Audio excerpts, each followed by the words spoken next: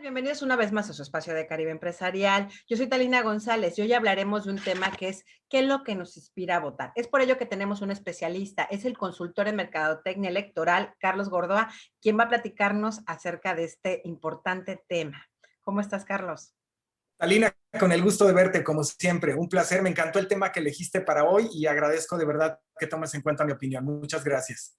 Una opinión muy inspirada, ¿eh? Quiero saber, porque realmente en este momento, pues ya estamos a muy pocos días de tener la elección. Quiero saber qué nos inspira a los mexicanos al momento de votar, en tu experiencia. Mira, son muchos factores, pero no nos vayamos a la teoría. La realidad de las cosas es que son dos elementos bien importantes. Uno, la forma en la que votamos está determinada por nuestro nivel socioeconómico y cultural. Ese es un factor importantísimo. Y, por ejemplo, imaginemos una pirámide. Clase alta, clase media, clase baja. La clase alta casi nunca vota. La clase baja vota por el que le da la despensa, por el que le compra el voto, o obviamente no todos son así, no todos actúan así, ni tampoco toda la clase baja recibe dádivas. Sin embargo, sí vota en gran medida por aquel candidato o aquel partido que le inspira que de verdad va a haber un cambio. Y la clase media es bien interesante. A mí siempre me ha llamado muchísimo la atención. ¿Cómo crees tú que vota la clase media? Pues muchas veces yo creo que es el voto de castigo, ¿no? De lo que sucede, lo que ha Exacto, visto. exacto. La clase media nunca vota por un partido o por un candidato. Claro, no podemos generalizar. Sin embargo, lo que mueve el voto de la clase media, y lo vimos, por ejemplo, en la elección de Vicente Fox, es ir y castigar. La clase media se mueve mucho por castigo, no a favor de un proyecto. Eso es algo bien curioso. Y todo esto, bueno, estábamos diciendo, es parte del nivel socioeconómico y cultural de las personas. Pero también está la experiencia de vida que cada quien hayamos tenido, la experiencia que cada uno tenemos y todo aquello que nos rodea y que conforma esa experiencia de vida. Por ejemplo, si yo trabajo en una empresa muy grande o se forma parte de un sindicato, pues tengo cierta influencia. En la universidad, con mis compañeros, tengo otra influencia. A nivel familiar, tengo otra influencia. Entonces, todos esos elementos, súmale medios de comunicación, prensa, radio, tele, redes sociales, todo eso va conformando de alguna manera la influencia que la gente tiene para tomar decisiones. ¿Cuántos tipos de voto existen, Carlos, en la actualidad? Al menos para nuestro país. Fíjate que hay una clasificación, ¿no? Que los partidos políticos han hecho históricamente. Ellos hablan mucho del voto duro, que es, digamos, como los votos que tienen seguros, los que ya cada elección saben que van a tener por ahí.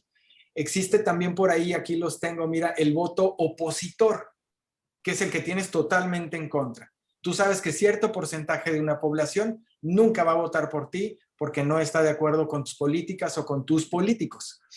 Tú tienes, por ejemplo, también el voto blando y el voto indeciso. Estos son los cuatro de los que hablan normalmente las encuestas y los partidos políticos. El voto blando es un voto que lo emiten las personas que sí votan con regularidad, están acostumbrados a votar, pero que deciden su voto en función de ciertos elementos que observan, como por ejemplo las propuestas, pero no se inclinan necesariamente por una corriente política.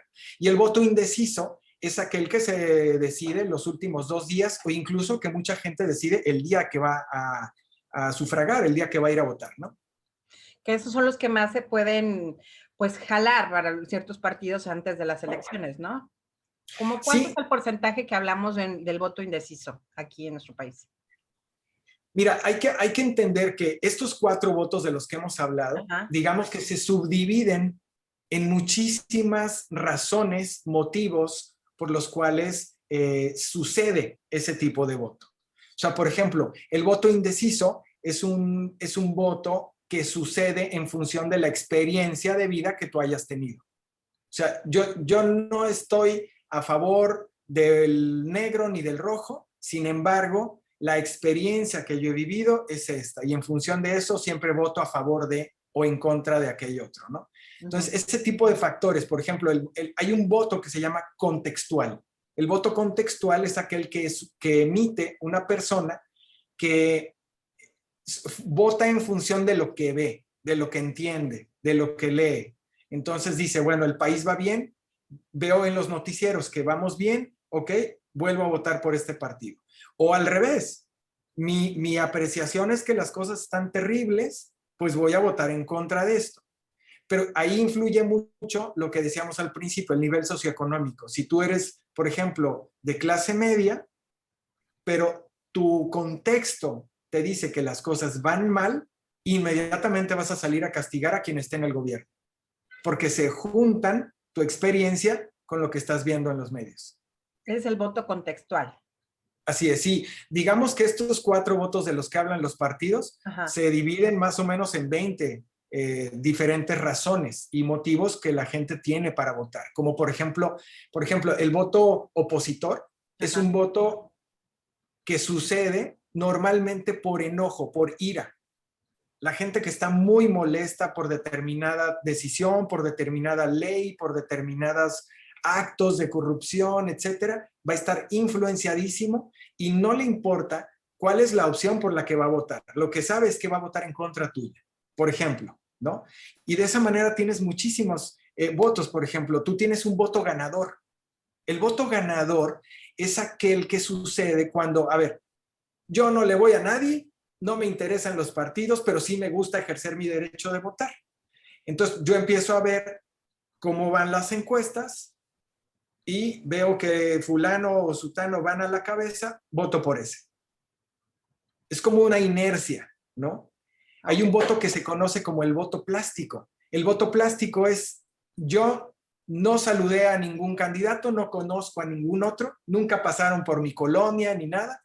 Sin embargo, por lo que yo percibo a través de los medios de comunicación, radio, prensa, redes sociales, etcétera, pues me inspira confianza este o aquel.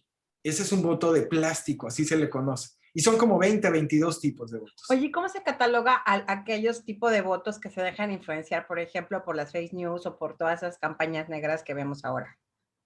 Pues mira, hay muchas opciones. Aquí tengo una lista. Te puedo decir, bueno, uno sería el voto plástico, que está muy influenciado por los medios de comunicación.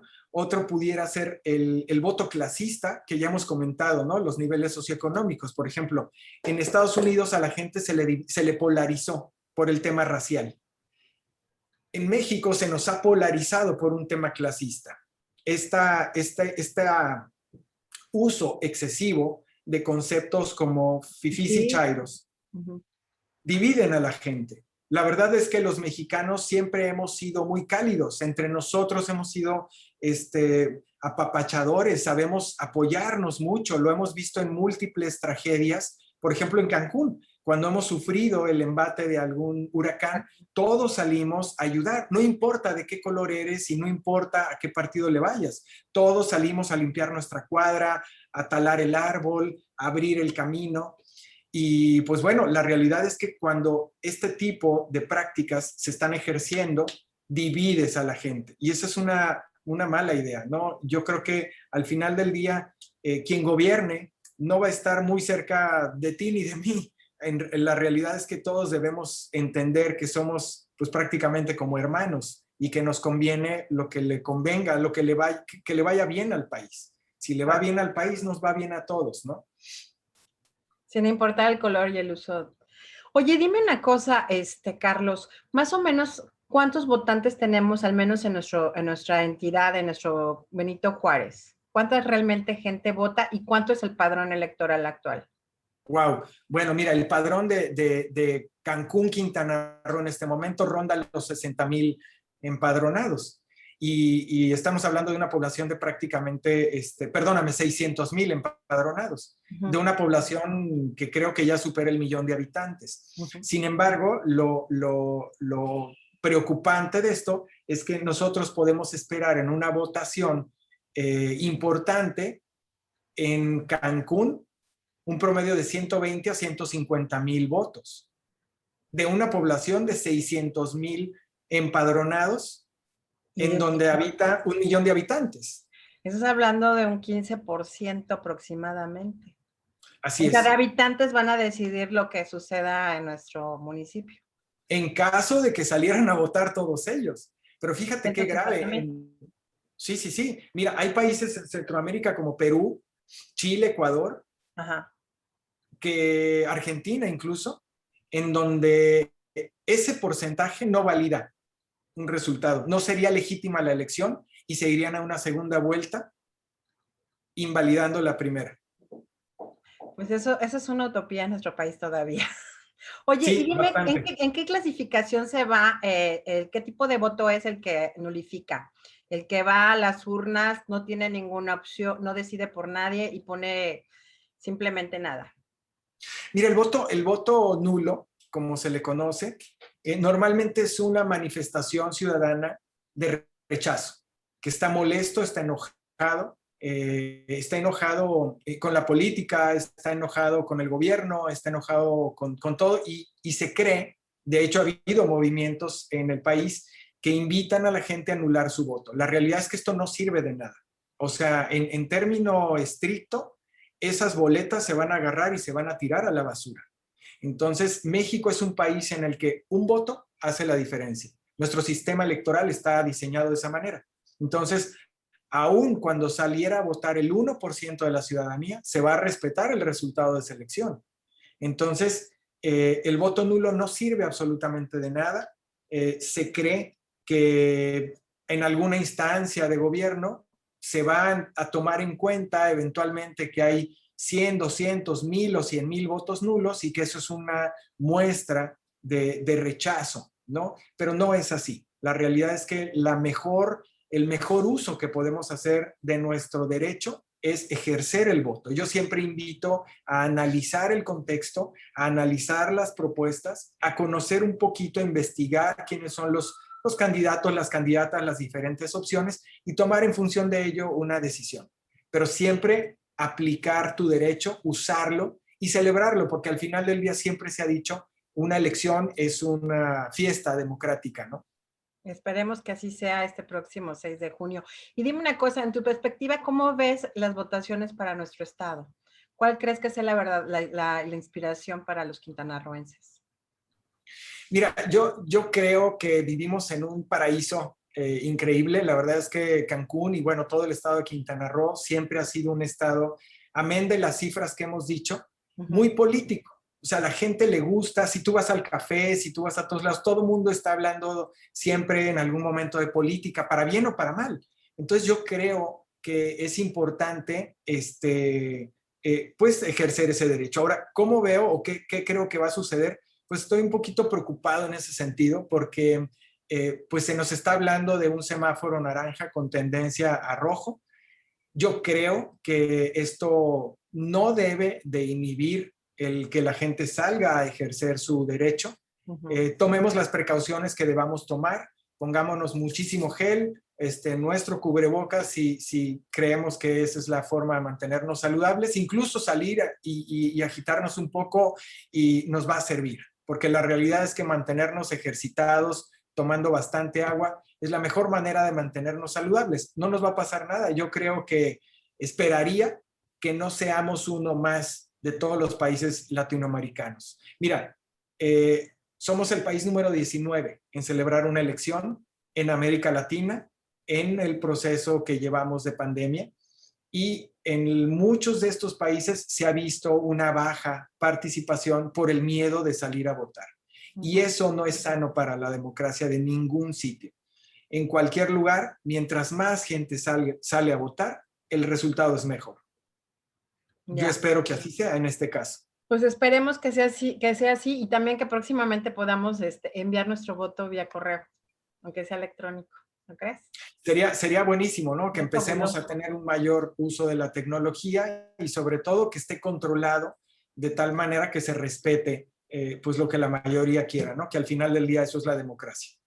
Pues que seamos muy democráticos este próximo 6 de junio. Yo te agradezco muchísimo que nos hayas ilustrado sobre este tema de qué nos inspira a votar. ¿Quieres agregar algo más, Carlos? Nada, Talina, agradecerte como siempre el espacio, que me tomes en cuenta, en consideración la opinión que nosotros podamos arrojar sobre esto. Y pues nada, saludarte, disfrutar siempre el espacio e invitarte a votar el próximo 6 de junio. Claro que sí, ahí estaremos votando. Y bueno, también queremos saber más sobre las elecciones la próxima semana. ¿Te parece bien? Es una cita. Ah, seguro. Yo feliz de platicar contigo, Talina. Será un placer. Pues muchas gracias, Carlos. Pues aquí continuamos en Caribe Empresarial. Él fue Carlos Gordoa, él es especialista y consultor en mercadotecnia electoral, quien nos habló acerca de qué nos inspira a votar. Muchas gracias, Carlos. Hasta luego. Bye bye.